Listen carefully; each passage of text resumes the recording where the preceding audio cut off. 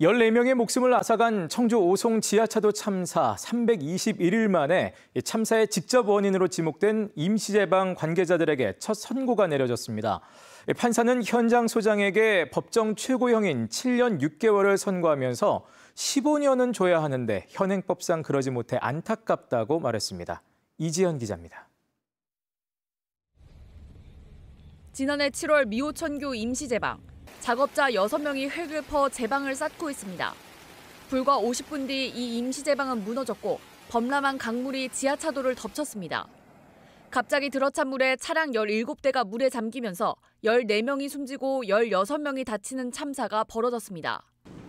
참사 발생 321일 만에 임시제방 관계자들에 대한 법원의 첫 판단이 나왔습니다.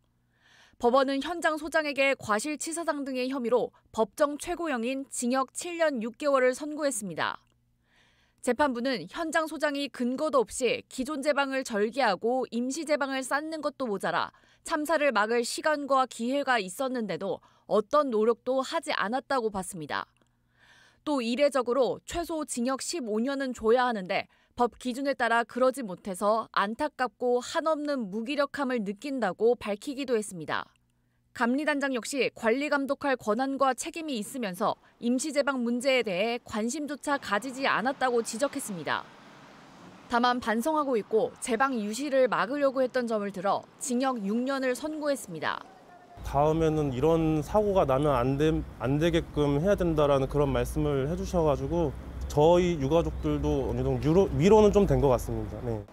하지만 참사 전후로 대응은 적절했는지 구호 조치는 제대로 했는지는 아직도 규명되지 않았습니다. 상황실은 청주시 당직실에 전달했지만 청주시는 해당 사실을 충북도청에 전달하지도 않고 결국 아무런 대응 조치도 없었습니다. 경찰 14명과 소방공무원 등에 대한 재판이 진행되고 있거나 열릴 예정인데 이상래 전 행복청장과 김영환 충북지사, 이범석 청주시장 등에 대한 기소 여부도 조만간 결정될 예정입니다. MBC 뉴스 이지연입니다.